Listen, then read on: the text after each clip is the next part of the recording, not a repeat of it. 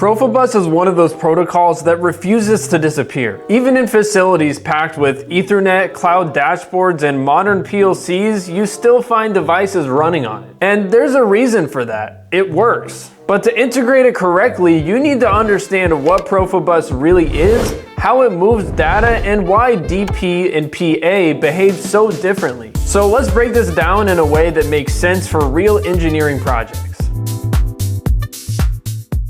PROFIBUS itself is just a communication protocol, a structured way for controllers and field devices to exchange data. The name stands for Process Field Bus, and for years it was one of the most widely used field bus standards in industrial automation. But here's where things get confusing. There isn't just one version of PROFIBUS. The two most common types are PROFIBUS DP and PROFIBUS PA, and they both serve completely different purposes. PROFIBUS DP is built for fast communication and automation systems. It runs over RS-485, is designed for quick data exchange with things like drives, remote I/O, and machine-level devices, and it's extremely reliable in electrically noisy environments. This is also why you'll see PROFIBUS DP devices sitting next to RS-485-based monitoring modules like our DL series environmental loggers or PM series power meters. Serial communication is still extremely dependable for field-level data. And if we add a protocol converter, this is now possible. Now, on the other hand, PROFIBUS PA is designed for process automation. Instead of RS-485, it uses a different physical layer that supports intrinsic safety and long-distance communication. You'll find PA in applications where sensors operate in hazardous areas or where you need stable, low-power communication across large process facilities. So DP focuses on speed and control, and PA focuses on safety and process reliability. Both use the same PROFIBUS language, but the transport layer is what makes them different.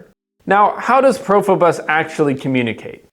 Well, the simplest way to understand it is this. It's a deterministic master-slave network. The master pulls each device in a fixed sequence where each device responds with its data, and then the cycle repeats. That determinism is why PROFIBUS was so popular for automation. The controller always knows exactly when it's going to receive the data. But like any serial-based system, it has its limitations. Distance, speed, network size, and the need for proper termination and shielding. Anyone who's debugged a PROFIBUS dropout caused by a loose connector knows exactly what this feels like. So how do PLCs interact with PROFIBUS devices? Well, PLCs use predefined device descriptions that map the inputs, outputs, and diagnostic data for each device. Once configured, the PLC treats the PROFIBUS device as part of its I/O table and exchanges data with it every scan cycle. It's pretty straightforward as long as everything in the system speaks PROFIBUS. But the challenge is that most facilities today do not run purely on PROFIBUS. You'll often see a mix of Ethernet-based systems, Modbus devices, smart sensors, edge controllers,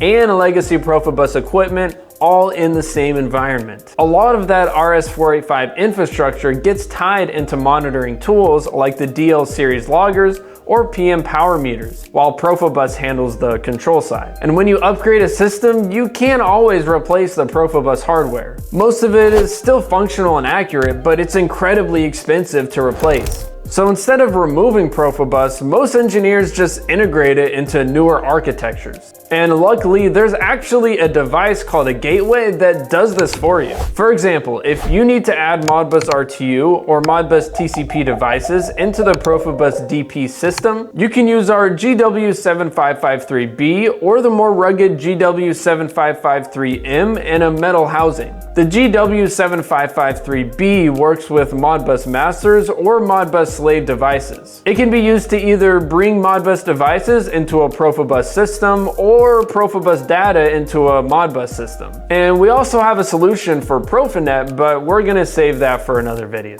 So So a gateway or converter like the one mentioned can take PROFIBUS DP data on one side and expose it through a modern interface on the other, letting your SCADA, PLC, or monitoring software read everything as if it were native to the system. It's one of the most practical ways to modernize without tearing out working equipment. Let's look at a quick example. You're upgrading a monitoring or control system in a process environment. Your field transmitters are on PROFIBUS PA, but your control system now runs on Ethernet. Instead of rewiring or replacing those transmitters, you bridge the PROFIBUS network into your new architecture. Everything stays where it is, and you gain modern visibility without touching the hardware that already works. And if you also need that data to trigger automated responses, a controller like the Y series can take in information from your PROFIBUS converters, DL loggers, or PM meters and run logic based on conditions inside the facility. That's why PROFIBUS is still so common in real facilities. Not because it's new, but because it's reliable, it's proven, and it's deeply integrated into equipment that still performs exactly as intended. So here's the bottom line. PROFIBUS DP is fast and dependable for automation, and PROFIBUS PA